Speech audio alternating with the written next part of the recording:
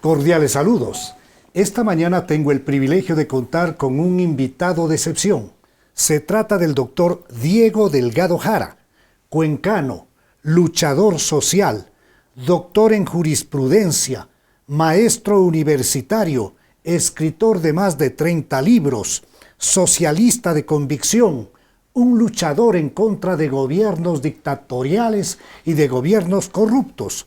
En el año 1987, Diego Delgado recibió una golpiza que casi le cuesta la vida. Ha sido concejal en su tierra natal, en Cuenca, y por 3 ocasiones diputado, esto es, legislador ante el Congreso Nacional. Bienvenido, Diego Delgado. El interés que tiene el país en este momento tiene que ver con 2 aspectos fundamentales. Primero, quiero que Diego Delgado nos dé su impresión como socialista, como hombre de izquierda, como progresista, en relación a que si el gobierno del economista Rafael Correa fue o no un gobierno progresista, un gobierno socialista, un gobierno de avanzada. Y queremos precisamente que sea Diego Delgado, un hombre de convicciones de izquierda, el que nos cuente cuál es su versión respecto de esto que se viene hablando en el Ecuador. En primer lugar, un agradecimiento a esta invitación, las palabras generosas que ha tenido Patricio en la presentación, y además de ello, pues un saludo a todos quienes son parte de este equipo de difusión y a la gente que nos puede mirar o escuchar. Vayamos a materia. A ver, el señor economista Rafael Correa jamás fue hombre de izquierda ni fue parte de la Organización Socialista Ecuatoriana, nunca. Y esto lo conozco bien porque yo fui secretario general y los conozco a todos los socialistas del Ecuador, del Carchi al Macará, desde la península de Santa Elena hasta Nuevo Rocafuerte. El señor economista Rafael Correa, y tengo aquí la hoja de vida de él, quiero mostrarles a ustedes, sí, fue funcionario del ingeniero León Febres Cordero desde 1984 a 1987, en el Centro de Desarrollo Industrial del Ecuador en Sendes de Guayaquil, bajo la coordinación del señor economista Javier Neira Menéndez. Fue también él, recordemos, aparte de ello, funcionario encargado de aplicar las políticas de educación del Banco Interamericano de Desarrollo durante el gobierno del señor arquitecto Sixto Alfonso Durán Ballén Cordobés. Es la hoja de vida elaborada por él mismo, la que se utilizó en la campaña electoral del año 2006, por si acaso. Y en el año 1992 al año 1993 fue director administrativo financiero de los proyectos de educación financiado por el Banco Interamericano de Desarrollo, Quito, Ecuador, con $110 millones al año y un equipo permanente de 120 personas. Tengo aquí incluso el nombramiento de él en el registro oficial del jueves 10 de septiembre de 1992, en el registro oficial número precisamente 23. Está aquí el registro oficial, está aquí el nombramiento en la página 3 del señor economista Rafael Correa, en la calidad que he hecho relación, en calidad de el director administrativo financiero de la unidad ejecutora del MEC-BID, el número de la cédula de él, está ahí el 0900 88 1351-2. Quiero recordar históricamente un hecho. En el año 1951, cuando se forma el movimiento social cristiano, el afiliado 0001 fue el señor doctor Camilo Ponce Enríquez. El número 2 fue el señor arquitecto Sixto Alfonso Durán Ballén Cordobés. Por lo tanto, estamos hablando de la misma corriente ideológica. Tengo aquí una entrevista que le hacen al señor economista Alberto Dajic, que está publicado en el diario El Comercio del miércoles 25 de enero del 2012, en la página 4, primera sección, a raíz que el señor Carlos Poli Fagioni, a petición del economista Correa, le pide que se deje insubsistente cualquier tipo de problema con el economista Alberto Dajic. Recordemos que tanto el economista Alberto Dajic como el señor digamos luego economista Rafael Correa y su hermano Fabricio, eran parte del grupo de los gustavinos, que es un grupo vinculado al Opus Dei que lo coordinaba el doctor Gustavo Novoa Bejarano. Eso está en un libro de memorias de él. Está publicado también en el libro El Séptimo Rafael, de Ana Karina López y de la doctora Almeida, que era editora del diario El Universo. Y allí dice el economista Dajic que él, referencia a Rafael Correa, trabajó en el Ministerio de Industrias en el gobierno del ingeniero León Febres Cordero. Diego, entonces no nos debe sorprender el hecho de que cuando Correa llega al poder, conforma una trípode de poder con nada menos que el abogado Alexis Mera. A ver. Y también, junto a él, el mago del tema de la comunicación engañosa, gebeliana, que fue nada menos que Alvarado. Entonces, con esa trípode, ¿cómo se puede hacer un gobierno de corte socialista, de corte progresista? Quiero hacer relación a dos cositas antes de referirme al asunto de la troika que dirigió el movimiento Alianza País. Miren ustedes, esta es una entrevista que le hacen a Tamara Navas, que era la responsable de todas las labores de publicidad en el gobierno de Correa y antes en la campaña electoral era la que se encargó de la propaganda de Correa. Es justamente de la empresa Navas y Navas, Navas y Asociados, Anonimato y Provoca, que trabajaban con el señor licenciado Vinicio Alvarado. En el diario El Universo del martes 11 de mayo del 2010, en la página segunda, tengo aquí el dato, esto me lo sé de memoria porque esto es difícil de olvidar. Dice que contó en la entrevista de Tamara Navas, y he oído la grabación, dice que en la campaña presidencial del 2006, los abogados Carlos Charlie Pareja y Luis Piana la contactaron para que les ayude en la campaña a favor del entonces candidato Rafael Correa. ¿Quién es Charlie Pareja? El secretario del señor ingeniero León Febres Cordero, el abogado de Odebrecht, y además de eso fue el padrino del segundo matrimonio con la señora Mazú, precisamente el 7 de febrero de 1992. Por lo tanto, Febres Cordero estuvo atrás de la campaña del economista Rafael Correa, y el encargado de toda la publicidad, el que contactó, era el secretario del ingeniero Febres Cordero. Y quiero recordar que le hicieron al lado a la, digamos, ahora alcaldesa de Guayaquil, y quien 3 veces le dijo justamente en la última campaña electoral: ¿por qué nos molesta este caballero si él fue funcionario del Partido Social Cristiano 3 años y estuvo callado, nunca nos dijo una palabra y no respondió jamás sobre eso el señor economista Rafael Correa? Cuando se lleva a cabo la conmemoración de los 450 años de la fundación de Cuenca, hay un discurso leído que está publicado en el diario El Mercurio de Cuenca del viernes 13 de abril del 2007 en la página sexta. Dice textualmente que no soy heredero de una trasnochada teología de la liberación. Es su posición contra la teología de la liberación. Y quiero recordar otra cosa. De acuerdo al concordato del Ecuador con la Santa Sede, está publicado eso el día 14 de septiembre del año 1937 en el gobierno del ingeniero Federico Páez. El presidente de la República del Ecuador es el que pone o el que autoriza los nombramientos de los obispos del Ecuador. Le sacaron a Monseñor Gonzalo López Marañón, que era el obispo de Izamis de la diócesis de Sucumbíos, y le pusieron a Monseñor Ibarguren, que es justamente de los Heraldos del Evangelio, una organización que deriva del Tradición, Familia y Propiedad. Ese es el Correa que la gente no conoce. Aquí está cuando era estudiante universitario y uno de sus profesores o mentores era el doctor Osvaldo Hurtado. Esto lo publicó justamente Diario Expreso el lunes 5 de febrero del 2007 en la página 6. No tenía relación. Ahora, Diego, el señor... Dame un segundo. Realmente este tipo de entrevistas no son muy fáciles. El señor doctor Delgado Jara es un hombre de una enorme documentación que la maneja con toda claridad, y eso nos puede permitir llevar hacia determinados aspectos de enorme importancia y de detalles.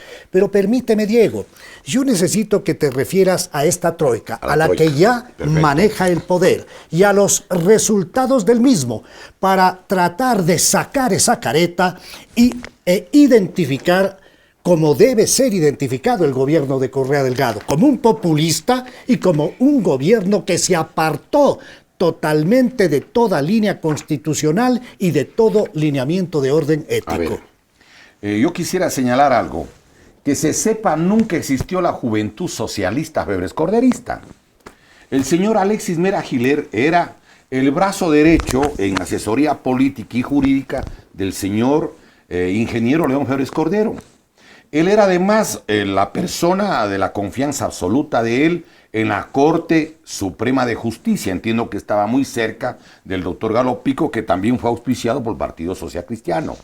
Él siendo conservador. Galo Pico. Galo Pico, pero fue auspiciado por el Partido Social Cristiano. Por el Social Cristiano. Pero quiero recordar otra cosa adicional. No olvidemos que de la plana mayor del gobierno de Correa, unos eran abiertamente identificados con el Opus Dei. Incluso podríamos demostrar, yo tengo hasta las fotografías de cuando están comulgando con el jefe del Opus Dei en el Ecuador. Aquí está. El economista Rafael Correa comulga justamente de manos de Monseñor Antonio Arregui. Mientras se hacían los que pelean, él comulgaba. Pero hay un sector en la que está la gente de esta juventud febres corderista, nada socialista de Guayaquil, que está vinculado no con el Opus Dei del Ecuador, sino con el Opus Dei del Perú. Y eso se puede ubicar a través de las redes metiéndose a Sodalicio del Perú. Sodalicio del Perú. Ahora, quiero recordar algo. El socialismo o las corrientes progresistas en América Latina se han caracterizado por defender el patrimonio social y nacional. Es así como hay presidentes en América Latina, como por ejemplo el general Lázaro Cárdenas, que recuperó para México todo lo que tiene que ver con el petróleo, lo que tiene que ver con la minería, con lo que tiene que ver con el patrimonio público, los ferrocarriles y otros servicios básicos de México. En el caso de Salvador Allende, que era presidente socialista en Chile, recordemos que él recuperó para Chile el dinero que era más del 70% de los ingresos de Chile, de las minas de cobre de Chuquicamata, el Teniente, la mina La Escondida y la mina Salvador. 4 minas que estaban en manos de la Kennecott Cooper Company y la Anaconda Company. Él nacionaliza en el año 1972. El golpe de estado del general Pinochet es en el 73. Y si Pinochet tuvo dinero, era el dinero que tenía justamente del cobre de Chile. Pinochet, a él no se le ocurrió devolver las minas de cobre porque era la plata que tenía Chile. Yo quiero recordar aquí en el Ecuador, en cambio, cuál es la política del gobierno del señor economista Rafael Correa con la coordinación jurídica del señor Alexis Mera. Pues a ver, entrega todos los campos petroleros. Entrega además de los campos petroleros, por ejemplo, las minas de oro, las minas de plata, las minas de cobre. Por ejemplo, en la minería, quiero recordar cosas como las siguientes. En el petróleo acaban de entregar ayer el campo Auca, que tiene el 19% del total de las reservas nacionales. Entiendo que lo hacen a una compañía china. 2, en el caso de las minas de oro, de cobre y las minas de plata. La segunda mina en el mundo, que es la mina de cobre de Pananza San Carlos, entregan a la Junefiel y a la Tonlin Ferrous de la China. La mina Mirador está entregado igualmente a este mismo consorcio a nombre de EXA en el caso de la provincia. Que también son chinos, por supuesto. Claro. Pero además yo quiero recordar otro dato importante. Entregan, por ejemplo, la mina que se llama Fruta del Norte en la Cordillera del Cóndor, que es una mina que va a producir 10.700 millones de dólares.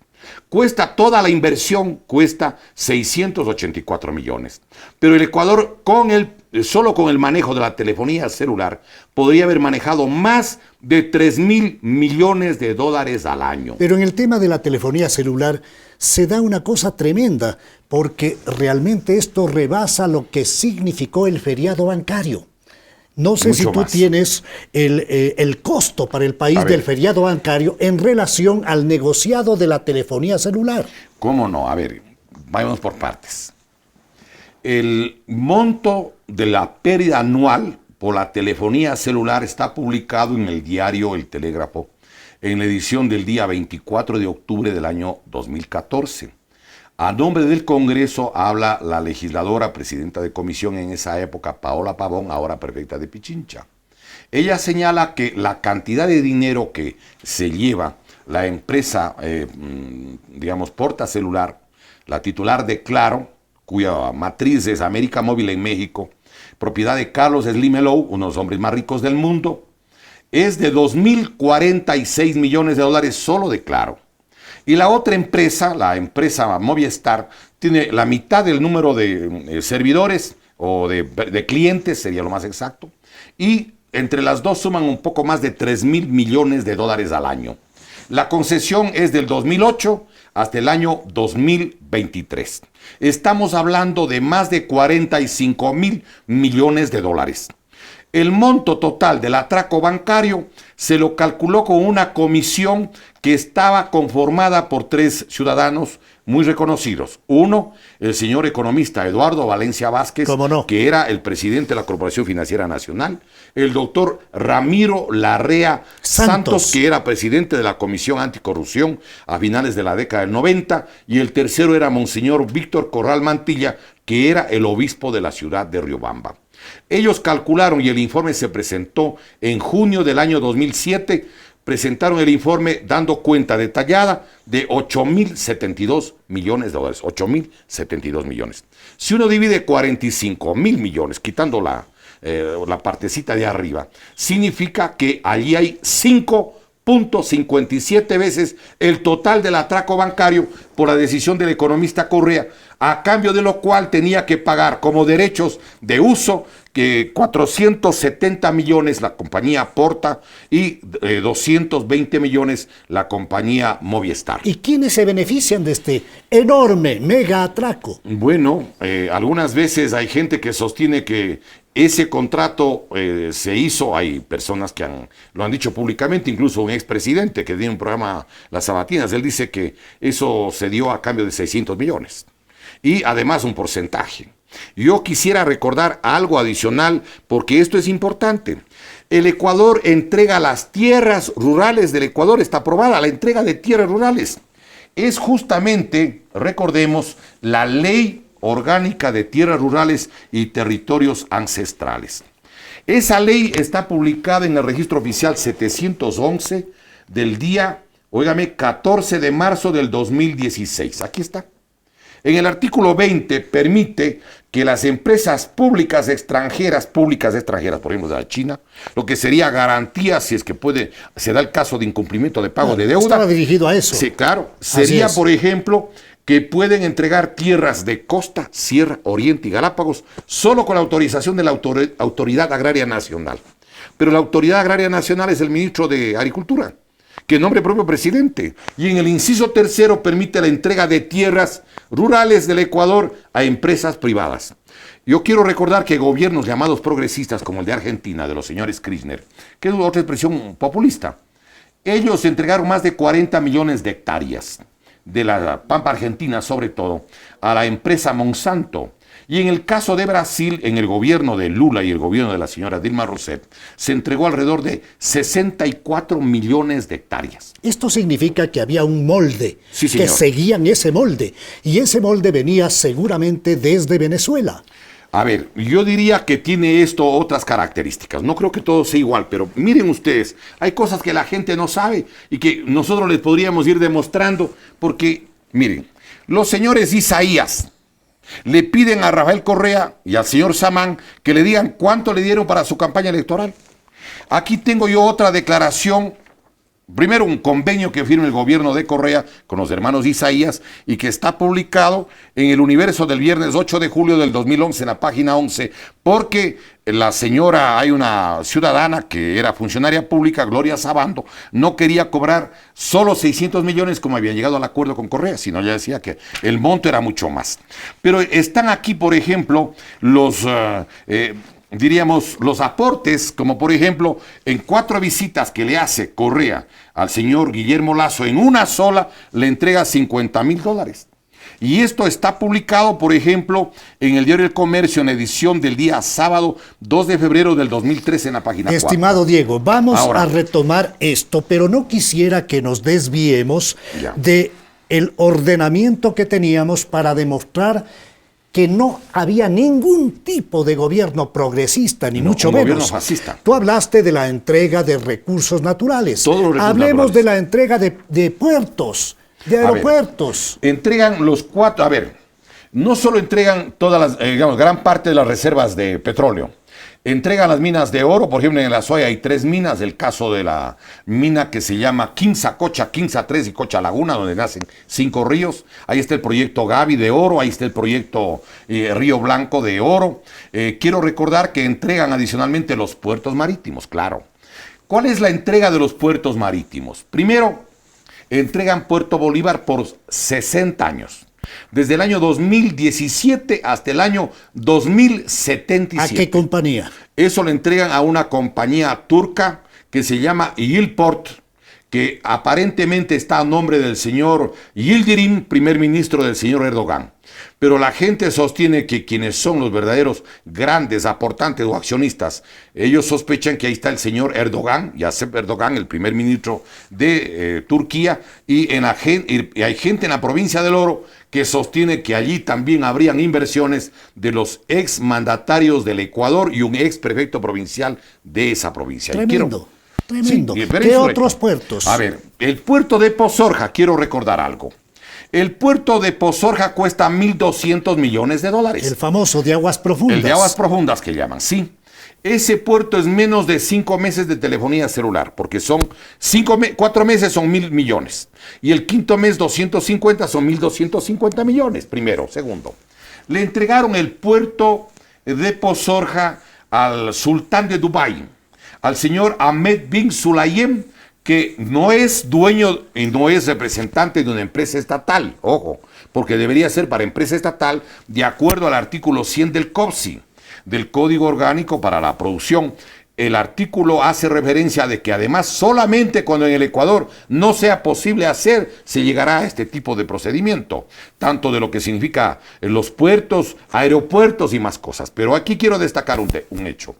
El 78% es del señor Ahmed bin Sulayem y el 22% aparece a nombre de la señora Isabel Noboa Pontón. Yo quiero recordar que cuando le dieron la telefonía celular, apareció una empresa que se llamó Fonosol, encargada de la comercialización de todo lo que tiene que ver con la telefonía celular de Movistar, y entiendo que ahí estaba también vinculada esta dama. Y quiero recordar otra cosa. En el puerto de Manta son una entrega a 40 años. Quiero darles un dato como el siguiente, a que vean ustedes las monstruosidades de los negocios aquí en nuestro país. Cómo saquean al Ecuador. Tienen que invertir aproximadamente como 190 millones o 170 millones de dólares en 40 años. En Manta. En Manta, sí. Pero hay una información que da la presidenta de la Cámara de Comercio de Manta, la señora es justamente de apellido Fernández, que fue subsecretaria en el gobierno de Correa también, ¿sí? La señora Fernández, presidenta de la Cámara, dice que en Manta, ¿sí?, en los últimos 5 años aproximadamente se sacaron una cantidad como de 60 millones de dólares en 5 años. Estamos hablando que en 10 años estamos con 120 millones. Sí, en 10 años. Estamos hablando de 240 millones en 20 años y 480 millones en los 40 años. Pero si tienen que invertir solamente 170 millones, hay una ganancia líquida sin invertir un centavo de alrededor de unos 310 millones. Y no contentos con eso, el de Sucumbíos. El puerto de Sucumbíos le entregaron a una compañía brasileña, es el puerto de Providencia. ¿Cómo no? Ese puerto está entregado allá, pero yo quiero además destacar algunas cosas que me parecen necesarias decir. ¿Por dónde sale el 85% de todo lo que es no solo contrabandos, sino incluso sustancias no legales? Los puertos. Supongamos que nosotros somos oficiales de la Marina ecuatoriana. Llegamos al Ecuador y no podemos manejar como propio porque está concesionado por décadas. Puerto Bolívar, Puerto Pozorja, Puerto de Manta y Puerto Providencia. Se supone que el Puerto Providencia además es el que permitiría la comercialización con Brasil y la salida al Océano Atlántico. Pero no es eso tampoco todo lo que han entregado. Porque en la ley orgánica del sector eléctrico, hay una ley del sector eléctrico en la que permiten, por ejemplo, la entrega prácticamente de todas las centrales hidroeléctricas del Ecuador. Eso es necesario que la gente también la tenga presente. Y telecomunicaciones, miren, tengo aquí el registro oficial del día 16 de enero del 2015. Por eso este no es un gobierno socialista, este es un gobierno fascista por toda una cantidad de cosas que les podemos demostrar. Y además organiza todos estos mega atracos con pseudo disposiciones legales, es decir, hay un andamiaje pseudo legal para manejar todo este atraco. Esto tiene una explicación, es igualito que en México. Todos los bloques legislativos desde el año 2009 son elegidos con fraude electoral. Así es. Todos, absolutamente, y les podemos demostrar, e incluso acaba el gobierno nacional ahora de coger el control del Instituto Nacional de Estadísticas y Censos, del INEC. Yo quiero recordar esto porque me parece algo que no estaba previsto o nadie podía suponer aquello. Miren, les vamos a demostrar. En el caso del último proceso electoral, el Ecuador no tiene 20 millones de personas, no tiene 20 millones. Pero el número de votantes en el Ecuador haría suponer que esa es la cantidad de ecuatorianos. ¿Por qué? Porque hay 1.798.000 personas adicionales al total de ecuatorianos, digamos, como mayores de 16 años. Los mayores de 16 años en el Ecuador equivalen al 65.58% de la población nacional. Si eso es así, eso significa que el Ecuador debe tener, de acuerdo a los datos del Consejo Nacional Electoral, una cantidad de ecuatorianos justamente, óigame, de 20 millones de personas. Miren, le pusimos una carta al señor vicepresidente del Consejo Nacional Electoral donde le estamos demostrando 5 hechos fraudulentos. 1. El INEC, el Instituto Nacional de Estadísticas y Censos, dice que hay 11.464.892 ecuatorianos mayores de 16 años. 11.464.000. Ellos dicen no, hay 13.261.994. Exactamente hay una diferencia ahí de 1.797.000 y pico. Pero el Ecuador no tiene 20 millones. Yo les invitaría a los que nos están mirando, entren al sitio web del INEC, del Instituto Nacional de Estadísticas y Censos, al sitio www.ecuadorencifras.gov.es/vertical estadísticas, y el Ecuador ahora no llega a 17 millones con 300.000 habitantes. ¿Y para qué había entonces una mayor población? ¿Era un colchón para organizar el fraude? No, es que el fraude organiza con varios mecanismos. 1, todo el método que utilizaron para el manejo electoral lo hacen con el mismo software o sistema trucado que manejaron durante el correísmo en varios procesos electorales. Que no ha sido topado hasta ahora. Intacto. Incluso los técnicos, los digitadores son los mismos. Pero quiero recordar algo, miren. Con el sistema digitalizado es muy fácil, extremadamente fácil, por ejemplo, programar. Un partido puede tener el 45, el 50, el 55% de la votación y le pueden hacer aparecer con el 1 o 2%, si está, digamos, previamente, maniobrado con los sistemas electrónicos que es posible hacerlo. Con sistemas de programación para aportar y restar. Sí, y puede un partido que tenga 1, 2, 3, 2, 5, 10% aparecer con 50, 55%. Con eso manejan mayorías a discreción. Pues. Totalmente, pero además yo quiero recordar, y tengo aquí, miren, existe una entrevista que le hacen al fundador de Microsoft, que es Bill Gates. Bill Gates dice, para lo último que se debe utilizar informática es para unas elecciones. Él dice claramente de que es muy fácil hacer un fraude, que es lo que aquí en el Ecuador lo realizan todo el tiempo. Y yo quiero recordar además que hay cosas adicionales. Por ejemplo, ¿cómo es que en el Ecuador existen 278 partidos? Solo 21 de los 278 tendrían a 200.000 personas por partido, 4.200.000 personas afiliadas. Y significaría que se necesitara siquiera 6-7 millones para los 257 partidos. No calzan las cifras, definitivamente. Pero aquí quiero hacer el señalamiento siguiente. A ver, el fraude le permite la reelección del presidente. El fraude permite mayoría legislativa, como cuando tenían 100 legisladores en el año 2013 al 2017. La voz regada. Ya, y entonces ellos aprueban las leyes, pero las leyes ahora se pueden aprobar sin discutir. Hay un artículo, el artículo 61, justamente de la ley orgánica de la función legislativa, que establece ¿qué cosa? Establece que se puede aprobar una ley íntegra, aunque tenga 500, 1000 o 2000 artículos, con una moción. Por ejemplo, la ley orgánica de aspectos financieros tiene 104 páginas en el registro oficial. Con una moción. Con una moción se aprobó en discusión. 15 minutos. Impresionante. 10 minutos es lo que se utilizó para constatar el quórum.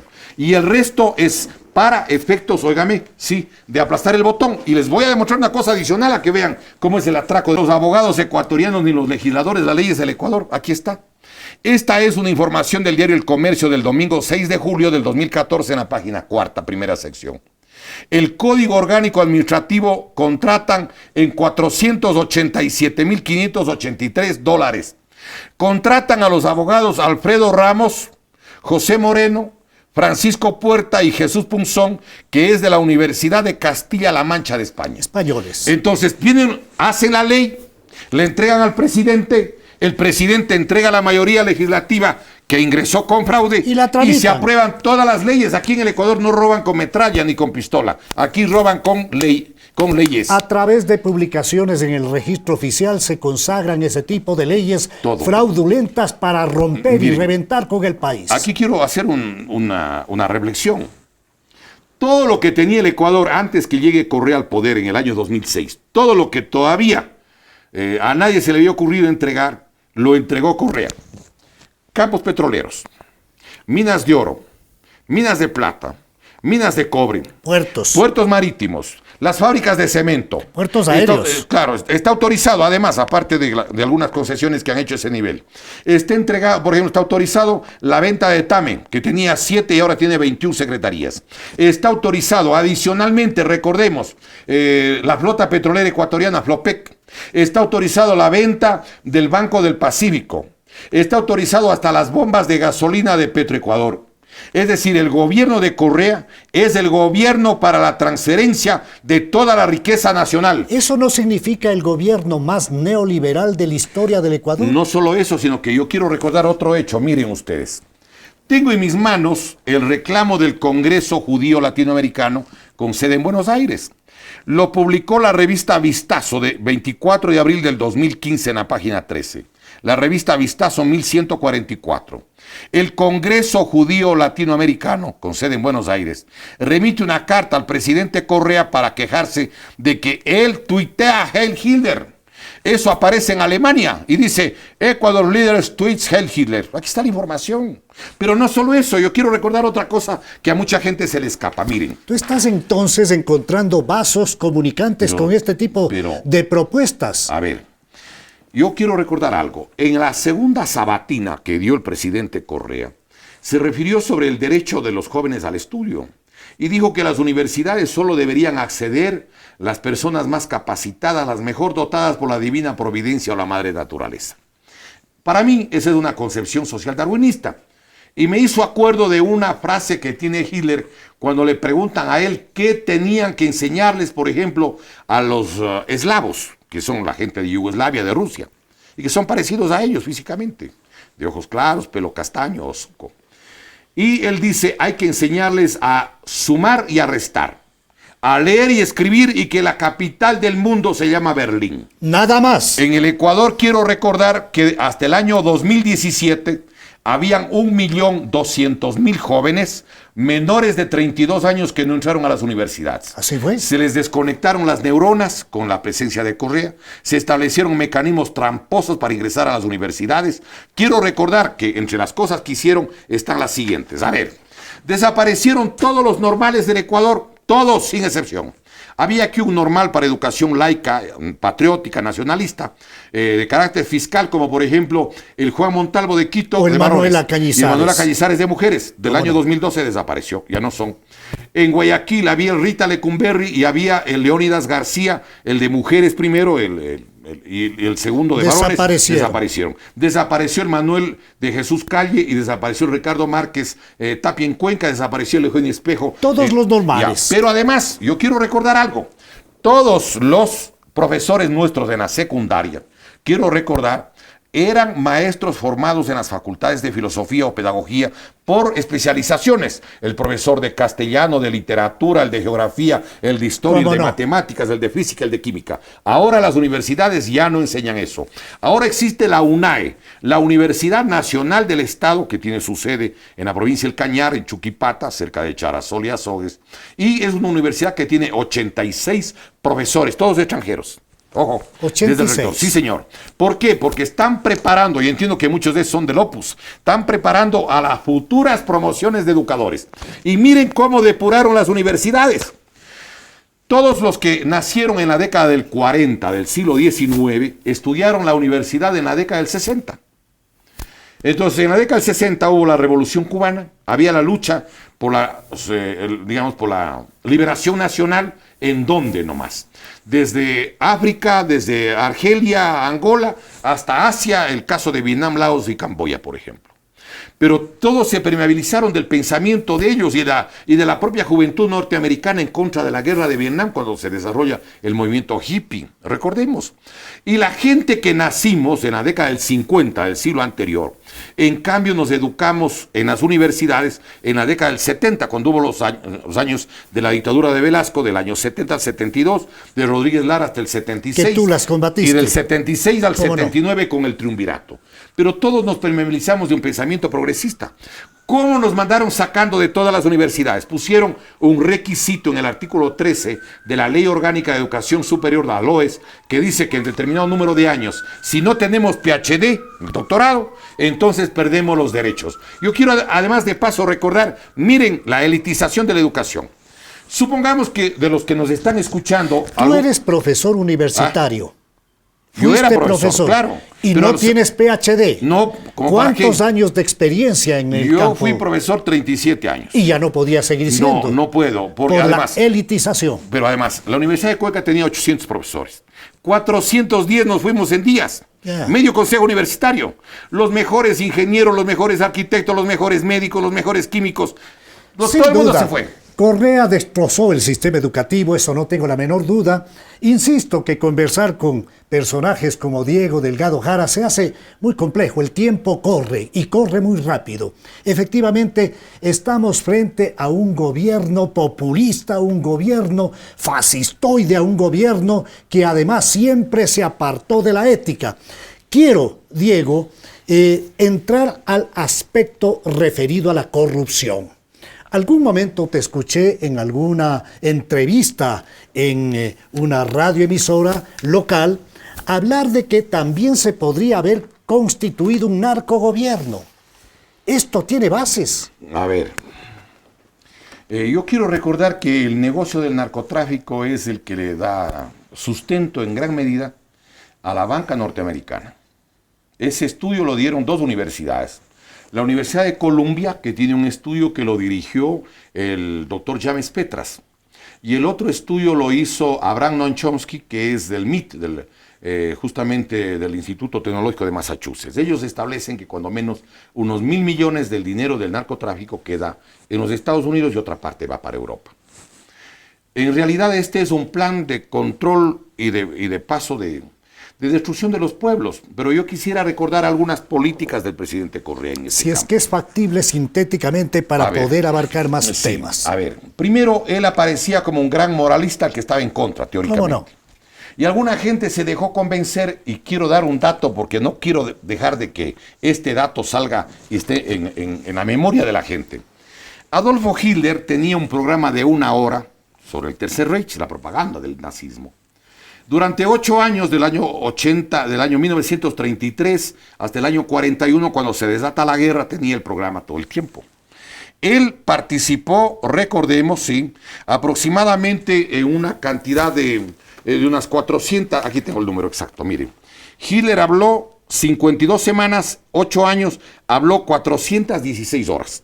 ¿Cuánto habló Rafael Correa tuvo 524 sabatinas, habían algunas de más de 4 horas. Pongámosle 3 horas y media.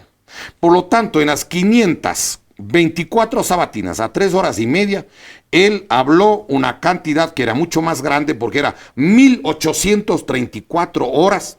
Es 4.4 veces más que el tiempo de Adolfo Hitler. Pero quiero recordar por qué. Porque en las sabatinas él quería dar la imagen al revés de lo que era. Demostrémoslo. Clases de moral y una De serie todo, de pero cosas. además de para tapar las cosas. ¿Ya? A ver, uno. ¿Qué gobierno fue el que sacó alrededor de 7.500 microtraficantes? Recordemos que en los primeros días de julio del año 2008 sacaron a 2.228 microtraficantes porque habían negociado menos de 2.000 gramos. Luego sacaron con el Código Orgánico Integral Penal una cantidad similar, justamente porque establecieron una reducción de penas para los microtraficantes y por lo tanto podían salir a menos de un año de haber estado detenidos.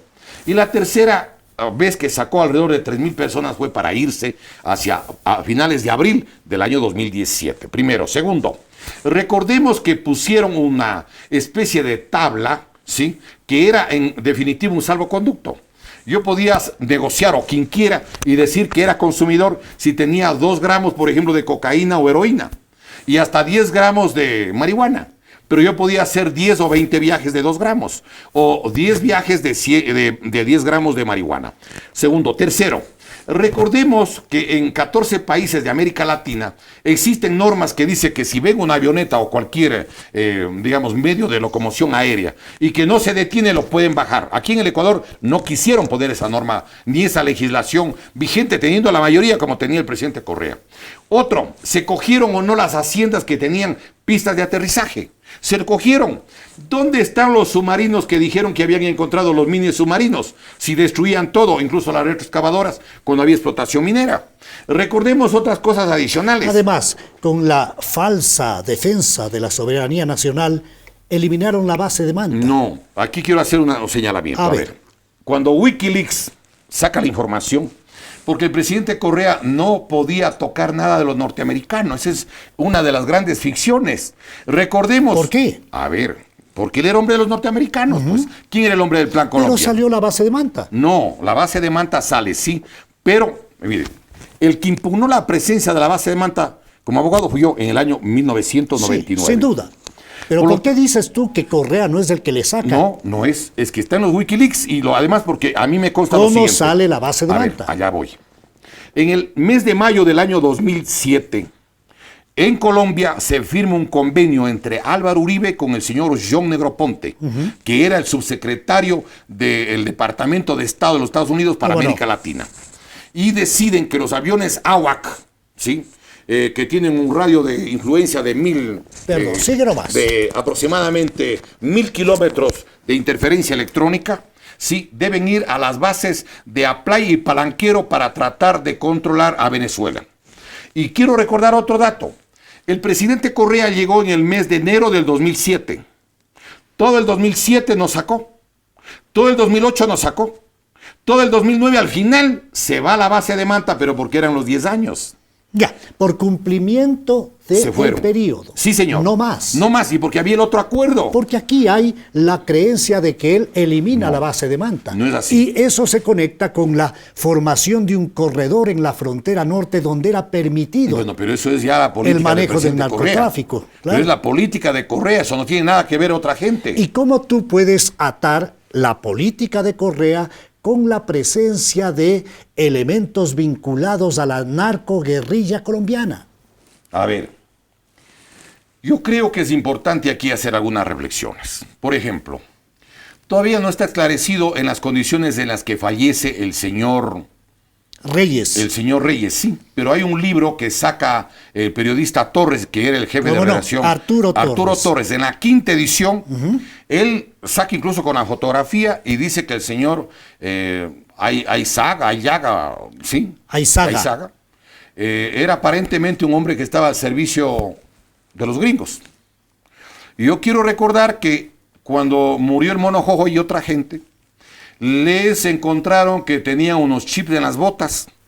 Y habría que preguntar si es que había o no chips en la computadora que le fue a dejar a Reyes.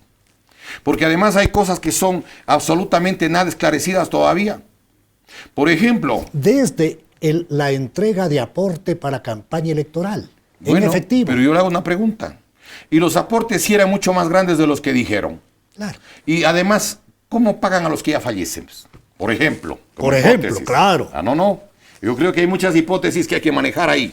Pero además hay un hecho real. Miren, el gobierno del Ecuador era parte, y por eso es que el presidente, recordemos, el presidente Obama fue el primero en pedir que no le toquen el día 30 de septiembre, acordémonos. Y vino la señora Hillary Clinton. Mire, hay cosas como las siguientes sobre el supuesto, diríamos, posición contraria a determinadas posiciones. Mire, aquí está. Combate sin tregua a las FARC es la posición del ministro de Defensa, de Correa, primero. El mismo día, el 1 y 2 de marzo del 2008, también Correa dice que hay que arremeterles a balazos. Pues, ¿dónde está el diario El Comercio? Aquí dice que en la posición del Ecuador es contrario porque era parte del Plan Colombia. Tenía 12,000 hombres en la frontera norte. Recordemos, habían los grupos de Colombia de 2,000 hombres cada uno que golpeaba contra el proyecto que se llamaba Yunque y Martillo. ¿Cómo no? El Yunque era las fuerzas del Ecuador, que estaban los 12,000 hombres de la frontera norte. Colombia. Y para eso se firmó el acuerdo de paz con el Perú, pues, para poder mover las tropas acá. ¿Cuándo se quiebra esto? A ver, espérese un ratito. Mire, para que vea cómo manejan la información aquí en nuestro país. El presidente de Colombia, cuando le matan al Mono Jojoy, le matan a la mujer de Simón Trinidad y a otra gente, ¿sí? Aquí dice, mire, toda incursión a las FARC es acto de guerra, dice Correa, ¿no? Santos le agradece al Ecuador porque en una de las operaciones Yunque y Martillo matan asimismo decenas de colombianos en armas.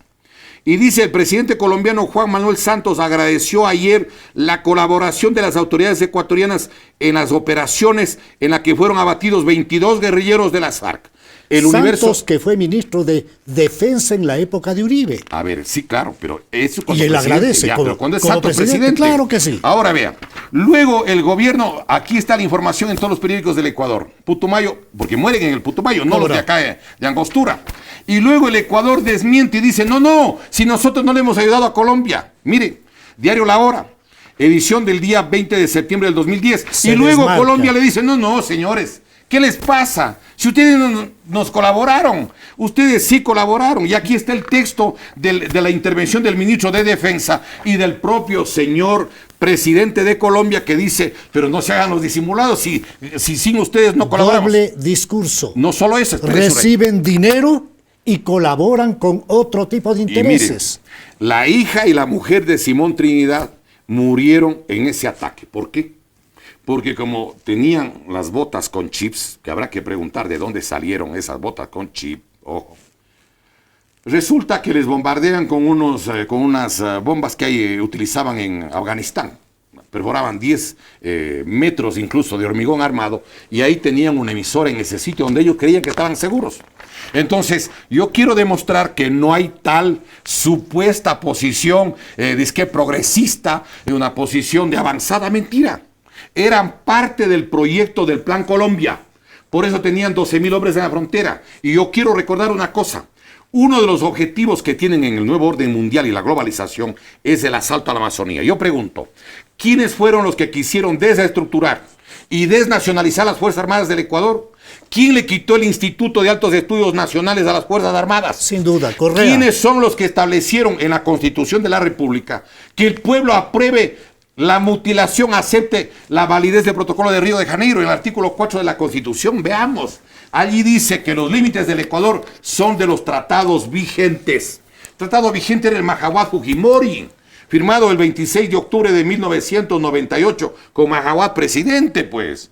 Y entonces el pueblo va y vota por la validez de esa disposición, pero no le dijeron al pueblo que estaba aprobando la mutilación de 180,000 kilómetros cuadrados, que en el Protocolo de Río de Janeiro del 29 de enero de 1942, dice el artículo 2 del Protocolo de Río, que las tropas de la República del Perú se retirarán del Ecuador. Óigame. Luego que el Ecuador ratifique la nueva linderación del artículo 8 del presente instrumento, porque estaban ocupando parte del Oro, parte de Loja, parte de Zamora Chinchipe y parte de Morona, aparte de lo que se llevaron. Y quiero recordar que cuando firman el acuerdo Mahahuat Fujimori, le tiene que ceder el Ecuador 14,300 kilómetros adicionales, un área más grande que Pichincha con Santo Domingo, que en esa época eran 12,200 kilómetros cuadrados. Y adicionalmente otra cosa, Estados Unidos nunca le convenció al Ecuador, por ejemplo, para que pierda las 200 millas del mar territorial. ¿Quién firmó la validez del al ingresar a la Convemar? El Ecuador renuncia a las 200 millas. Los buques que ahora han estado 245 buques chinos para llevarse gran parte de los recursos ictiológicos y pesqueros estaban a 14 millas de Galápagos. ¿Por qué a 14 millas? Porque el artículo 3 de la Convención del Mar modificó.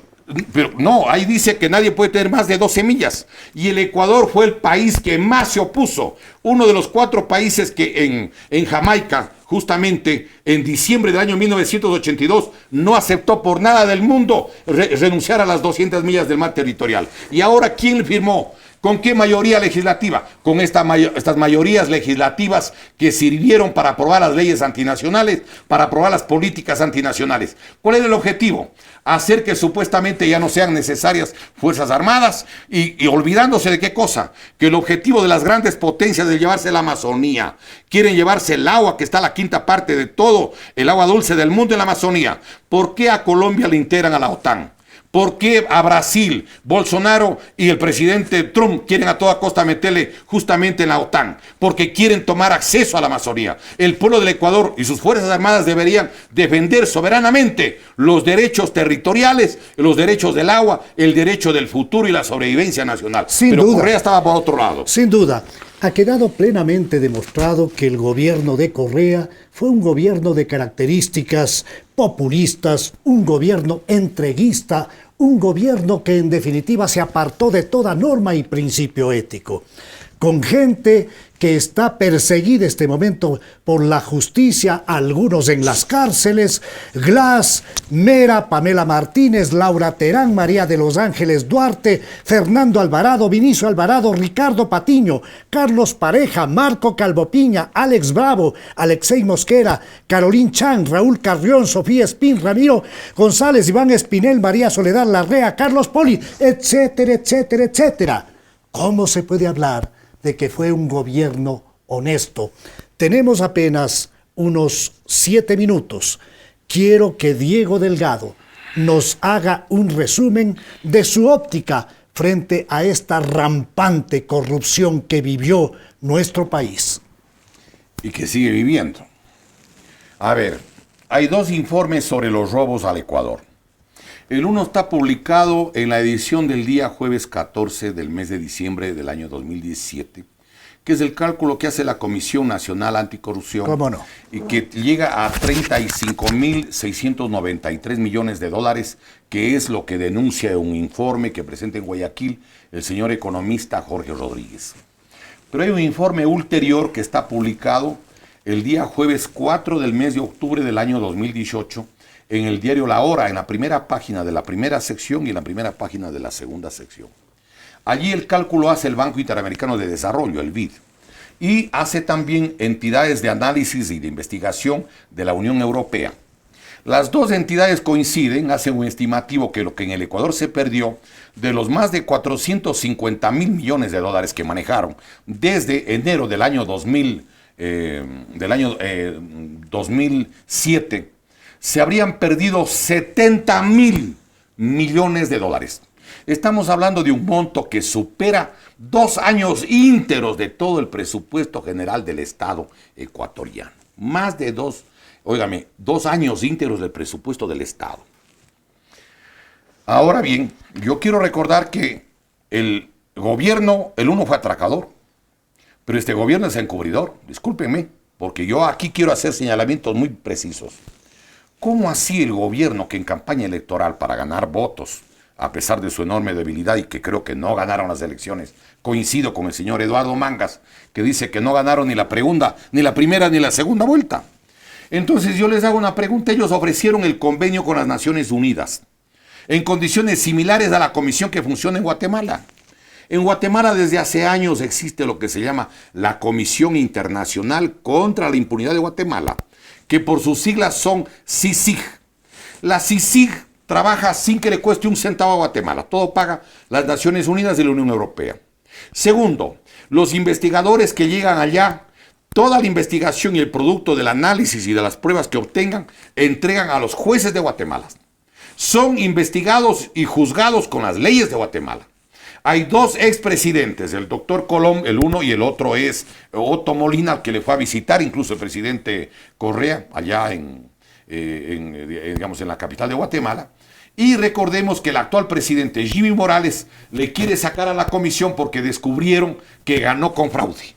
Claro, cosas parecidas. Ese tipo de comisiones no les conviene, pues, en el Ecuador. No, claro que no les conviene, porque además no es la opinión de los que dicen son los opositores. Es las Naciones Unidas, pues. Pero además yo quiero recordar que ese incumplimiento del señor licenciado Lenín Moreno le ha hecho mucho daño a él mismo, porque deja la imagen de que él está chantajeado, que muchas cosas tienen de él y le tienen carpetas listas para darle a la Comisión Internacional. ¿Y tú crees que tenemos un presidente chantajeado?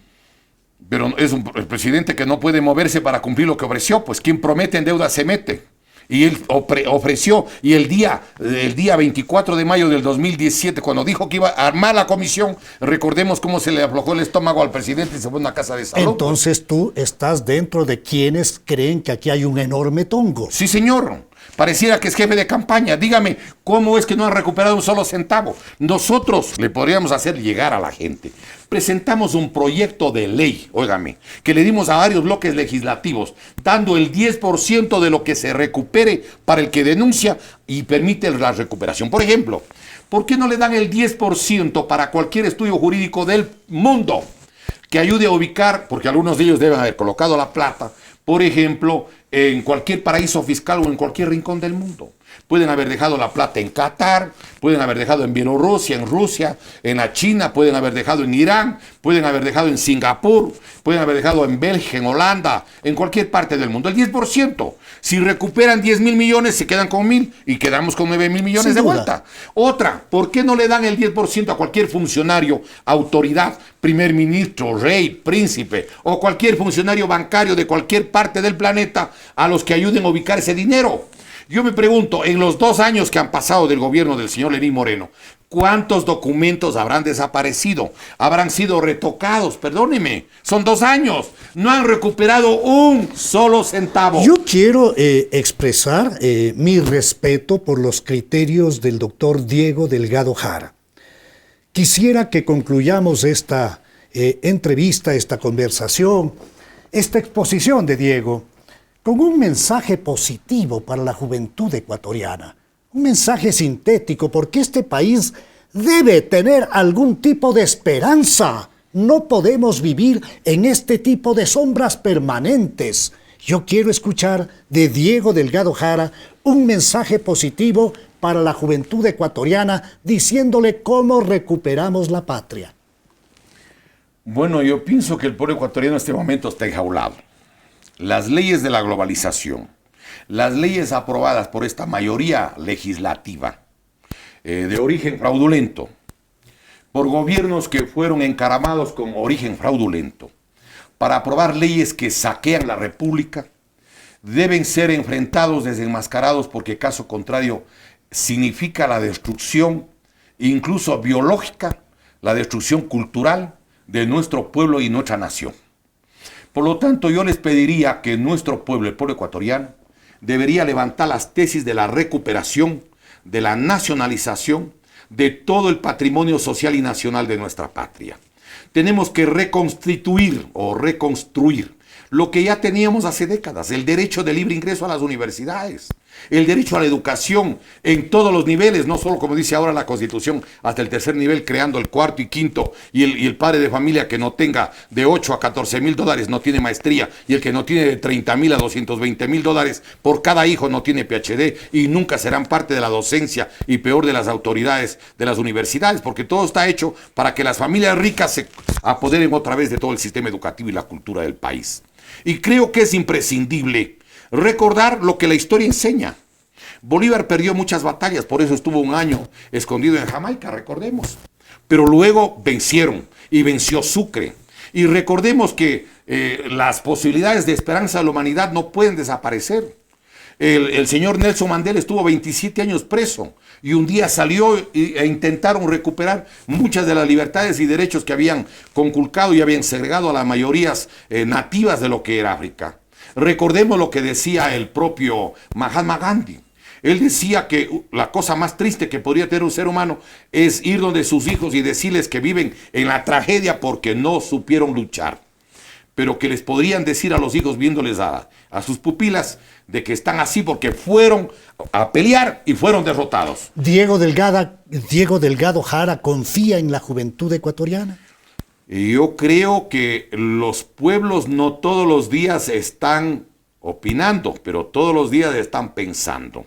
El bombardeo ideológico, los métodos de Joseph Goebbels, de la propaganda hitleriana, de que una mentira 100 veces hábilmente repetida se impone como verdad, un día cederá a la luz de la verdad. Es el respetable luchador social Diego Delgado Jara.